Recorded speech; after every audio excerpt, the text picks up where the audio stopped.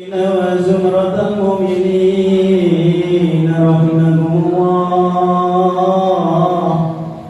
روي عن أبي هريرة رضي الله عنه أن النبي صلى الله عليه وسلم إذا قلت لصاحبك يوم الجمعة أنصت والإمام يخطب فقد الموت أنصتوا واسمعوا وأطيعوا رحمكم الله. أنصتوا واسمعوا وأطيعوا رحمكم الله. وبركاته. الله أكبر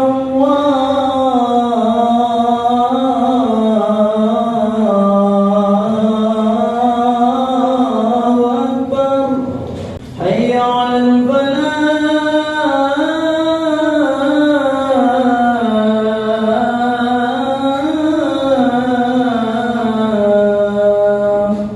الله أكبر الله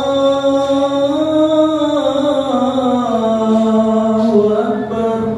لا إله إلا الله.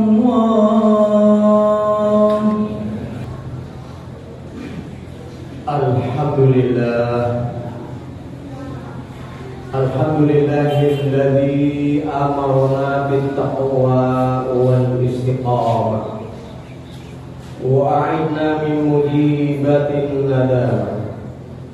Ashhadu an la ilaha illallah wahdahu la syarika lah wa ashhadu anna Muhammadan abduhu wa rasuluhu la nabiyya Muhammadin wa ala alihi wa sahbihi wa mawala. Amma ba'd, fa ya ibadallah, usikum wa iyaya bi taqwallahi faqad fazal muttaqun. Qala Allah subhanahu wa ta'ala fil Qur'anil Karim wa huwa asdaqul qailin. A'udzu billahi minasy syaithanir rajim. Bismillahirrahmanirrahim. Ya ayyuhalladzina amanu taqullaha haqqa tuqatih wa la tamutunna illa wa antum muslimun. Wa qala Allah ta'ala aidan fi ayatin ukhra. A'udzu billahi minasy syaithanir rajim. Alladzina yu'minuna bil ghaibi wa yuqimuna as-salata wa mimma razaqnahum yunfiqun. Wa qala an-nabiy sallallahu alaihi wa alihi wasallam, as-salatu 'imaduddin, faman aqamaha faqad aqama ad-din wa man tarakaha faqad hadama ad-din. Shadaqallah wa sadaqa rasuluhu an-nabiyul habibul karim. Wa nahnu ala dhalika minasy syahidin wasyakirin walhamdulillahi rabbil alamin. Masyarul hadirin sidang Jumat rahimakumullah. Tiada ungkapan kata yang paling indah kecuali ucapan syukur alhamdulillah kehadirat Allah Subhanahu wa ta'ala. Dengan rasa syukur ini kita dapat memenuhi panggilannya, yakni sholat Jumat berjamaah di masjid yang mulia ini. Mudah-mudahan niat kita yang ikhlas karena Allah semata. Langkah kita dari awal sampai tempat ini akan menjadi saksi di padang mahsyar nanti. Di yaumil kiamah nanti akan menjadi saksi sebagai amal soleh. Amin. Allahumma amin ya rabbal alamin. Shalawat dan salam kita sampaikan kepada junjungan Nabi besar Muhammad sallallahu alaihi wasallam, para keluarganya, sahabatnya, pengikut yang setia di jalannya. Mudah-mudahan kita semuanya yang ada di masjid ini menjadi umat sampai akhir zaman, tetap eksis di dalam menjalankan syariatnya, menjadi umat kemudian di yaumil akhir nanti dipandang masa kita mendapat syafaatnya. Amin. Allahumma amin ya rabbal alamin. Marilah kita senantiasa berusaha, berupaya untuk meningkatkan kualitas iman dan takwa kepada Allah Subhanahu wa taala melalui contoh-contoh sebagaimana yang dicontohkan kepada baginda Rasulullah sallallahu alaihi wasallam. Kita sering memperingatinya, namun salah satunya kita mengambil contoh yang terbaik adalah sholat yang diadakan beliau. Laqad kana lakum fi Rasulillahi uswatun hasanah. Hanya ada pada diri Rasulullah Muhammad sallallahu alaihi wasallam sebagai suri tauladan yang terbaik. Tidak ada manusia sholatnya yang lebih bagi Rasulullah sallallahu alaihi wasallam. Hadirin sidang Jumat rahimakumullah, bulan ini masih berada di bulan Rabiul Awal. Tepatnya tanggal 23 Rabiul Awal dan tanggal 27 yaitu September 2024. Kita bersyukur kepada Allah masih diberikan panjang umur, nikmat, sehat walafiat, tetap iman dan Islam. Semoga kehidupan kita ke depan akan lebih baik daripada hari ini. Hadirin rahimahumullah, penting berwasiat kepada diri dan kepada keluarganya sendiri, juga kepada para jamaah. Wasiat yang mana marilah kita senantiasa untuk menjalankan perintah Allah dan meninggalkan segala larangan. Hadirin rahimakumullah, khutbah waktunya yang sangat singkat dan tepat ini adalah akan mengambil salah satu tema yang berjudul Sayyidina Abu Bakar Siddiq radhiyallahu anhu dan Umar ibnu Khattab radhiyallahu anhu terpelanjat karena mau menyolatkan jenazahnya menjadi yaitu babi. Inilah judul yang akan kami sampaikan. Maknanya apa? Bahwa perintah sholat itu tidak ada yang lainnya yang akan menandingi amal apapun. Kalau kita seorang ahli sedekah, seorang ahli puasa tiap hari, tapi mereka meninggalkan sholat. Orang yang setiap hari berbuat baik banyak di dunia ini, tapi mereka meninggalkan sholat. Ya, kalau disuruh sholat katanya masih menjalankan syariat. Ya, sholat itu adalah syariat. Rasulullah SAW kurang apanya masih tiap hari sholat. Ya, kita cuma hakikat aja. Hakikat itu penyerahan diri, tidak perlu sholat. Inilah Islamnya kadang-kadang kita tidak sepenuhnya menjalankan Islam secara kafah. Padahal kita masuk Islam harus secara kafah.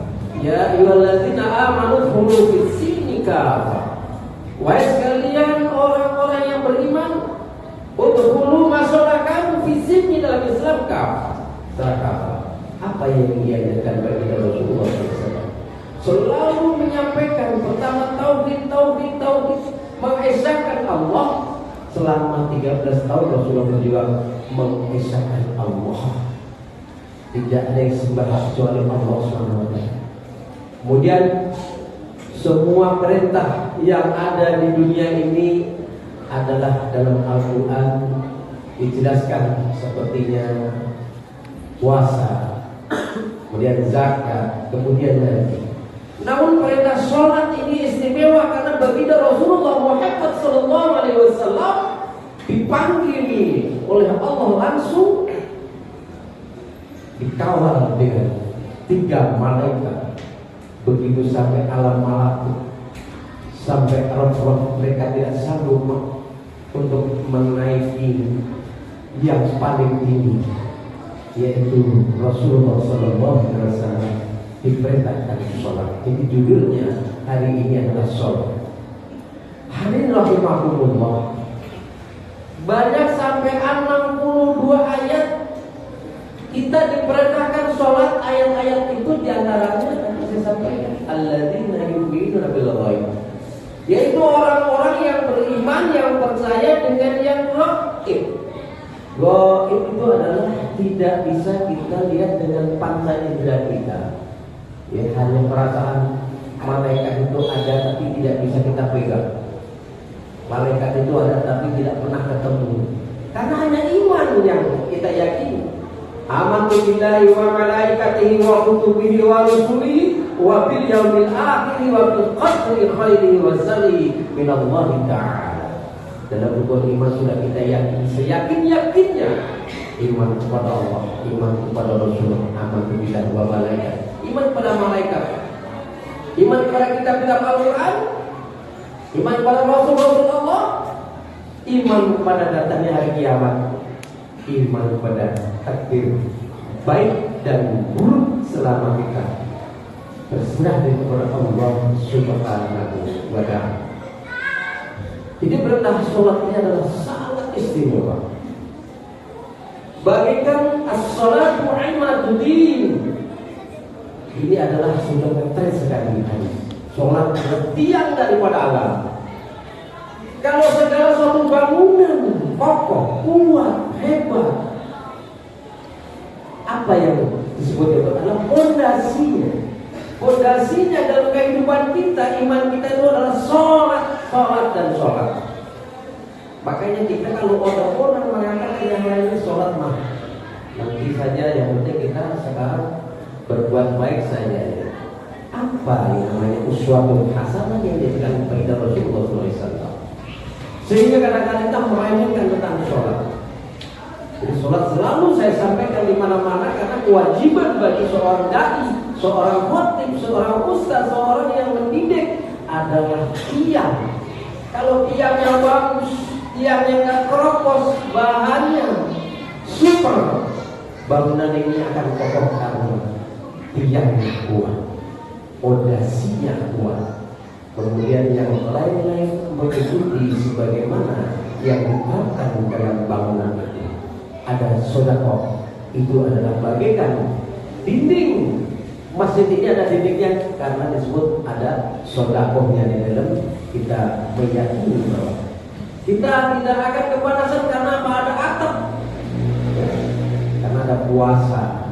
Yang menaungi kita, yang akan mendinginkan kita adalah ada puasa yang wajib kita laksanakan setiap bulan Ramadan. Itu adalah diantaranya karena ada tiang, ada dinding, ada atap menjadi satu.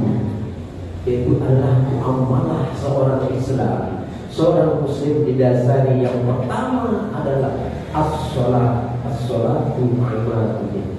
Faman aqamaha faqad aqama din. Barang siapa yang mendirikan sholat, mereka telah menegakkan agama. Wa man tarakaha faqad hadamati.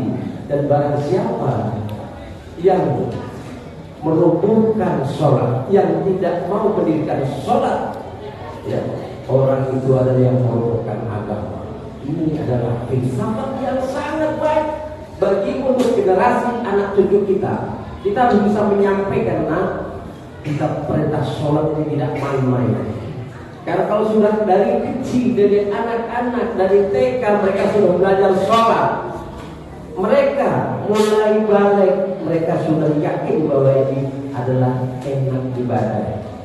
Tidak usah diperintah, mereka sudah waktunya datang ke musola, datang ke masjid berjamaah, karena mereka sudah dilatih kewajiban bagi seorang tua terhadap anak-anak. Kalau sebagai orang tuanya rajin sholat, rajin ngaji, rajin ke majelis taklim, rajin hadir kemana-mana, mereka anaknya tidak mau sholat, dianggap saya, didiamkan saya. Bahkan mereka mengerjakan hal-hal yang dilarang oleh Allah. Mereka minum, mabuk dan sebagainya, tidak dialori. Nanti orang tua tidak bisa masuk surga karena perbuatan anak tidak dilarang. Jadi waktunya balik, anak-anak kewajiban kalau seandainya mereka tidak mau sholat. Bahkan Rasulullah SAW memerintahkan untuk dipukul, tapi pukulnya setara dengan apa yang diajarkan Rasulullah, tidak menyakitkan tapi dengan pelajaran, pakai lidi atau pakai apa. Inilah baginda Rasulullah SAW memberikan contoh kepada anak turunnya, cucunya, diajarkan untuk sholat.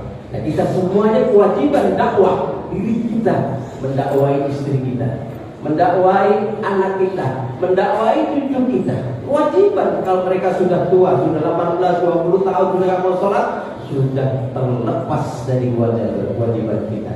Ini sudah dimarahi. Rasanya perlu pelajaran ini dari zaman Rasulullah SAW. Datang seorang pemuda, seorang remaja menangis menghadap Rasulullah, ya Rasulullah, ya Amirul Mukminin, ayah saya meninggal, tapi masyarakat tidak mau menyolatkan, tidak mau mengkafankan, semua tidak mau. Kemudian Rasulullah SAW perintahkan kepada Sayyidina Abu Bakar As-Siddiq radhiyallahu anhu dan Umar ibn Khattab radhiyallahu anhu, wahai Abu Bakar, wahai Umar, berangkat turun mengikuti remaja ini yang menangis karena ayahandanya meninggal. Setibanya sampai di rumah anak tersebut, Abu Bakar dan Umar terkejut karena jenazahnya berubah menjadi babi atau bangkai babi. Setelah terkejut, Umar dan Abu Bakar kembali menghadap Rasulullah SAW. Ya Rasulullah, ini jenazah anak remaja tadi sebagai orang tuanya berubah menjadi bangkai babi. Kemudian Rasulullah SAW datang ke rumah anak tadi, berdoa, ya Rasulullah, ya Allah, jenazah ini kembalikan sebagaimana manusia. Karena doa Rasulullah SAW diijabah oleh Allah SWT, berubah menjadi manusia lagi. Setelah dimandikan, kemudian dikafankan sebagaimana rukunnya jenazah bagi yang hidup, selesai mau dikubur, mau dipendam, sudah terbuka itu kuburan, sudah digali, mau dimasukkan lagi, kembali menjadi bangkai babi. Kemudian sahabat Rasulullah SAW bertanya kepada sang remaja tadi, putra dari almarhum sebagai ayahanda yang jenazah tadi, wahai anak muda, apa yang diperbuat orang tua Anda, orang tuamu semasa masih hidup? Tolong jelaskan. Ya, sahabat Rasulullah SAW sambil menangisnya mengatakan, ayahku ini tidak pernah sholat, sholatnya jarang-jarang sekali. Mungkin setahun sekali hanya lebaran haji, mungkin setahun sekali dengan lebaran Idul Adha. Inilah yang terjadi pada zaman Rasulullah SAW. Kemudian tadi sahabat Rasulullah mengatakan, naudzubillah min dzalik. Naudzubillah min dzalik, naudzubillah min dzalik, karena itulah para ustaz-ustaz yang berdakwah. Jadi beliau anni walau ayat, sampaikan walaupun cuma satu ayat. Kalau yang perintah itu perintah yang baik, apalagi perintah sholat, jangan bosan-bosan menegur, mengarahkan, mengajak dengan kesabaran, mulai dari kecil. Ya, alhamdulillah. Mudah-mudahan kita semuanya ini akan terpanggil dan akan mengingat sebagaimana di zaman Rasulullah SAW. Jangan sampai kita, keluarga kita menjadi, setelah jenazah kita dibaringkan, menjadi wujudnya wujud bangkai babi.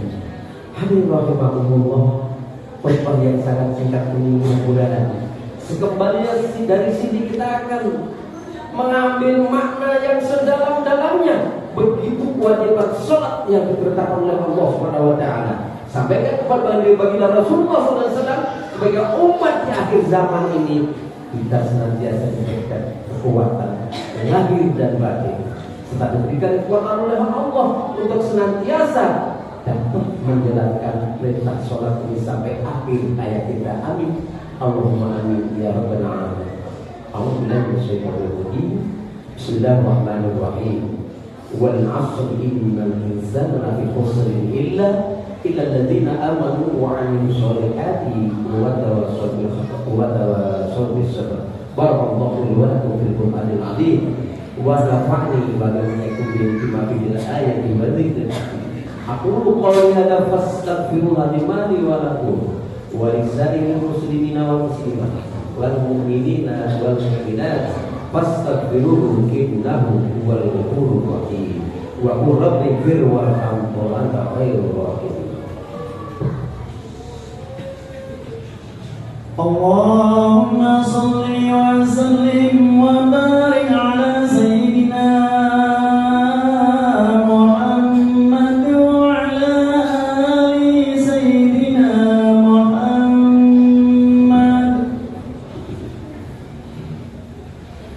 Alhamdulillah wa kafa wassalatu wassalamu ala nabiyil mustafa wa ala alihi wa sahbihi ahli sidqi wal wafa. Asyhadu an la ilaha illallah wahdahu la syarika wa asyhadu anna Muhammadan abduhu wa rasuluhu la nabiyya ba'dahu. Allahumma shalli wa sallim wa barik ala sayyidina Muhammadin wa ala alihi wa sahbihi wa sallam tasliman katsiran. Amma ba'd, fa ya ibadallah ittaqullah wa hafidhu ala ta'ati wa khususil jumu'i wal jama'ah. وقال تعالى أعوذ بالله من الشيطان الرجيم يا أيها الذين آمنوا قوا أنفسكم وأهلكم نارا وقودها الناس والحجارة عليها ملائكة غلاظ شداد لا يعصون الله ما أمرهم ويفعلون ما يؤمرون. وقال عز من قائل جل جلاله عظيما وصراطه مستقيما إن الله وملائكته يصلون على النبي يا أيها الذين آمنوا صلوا عليه وسلموا تسليما.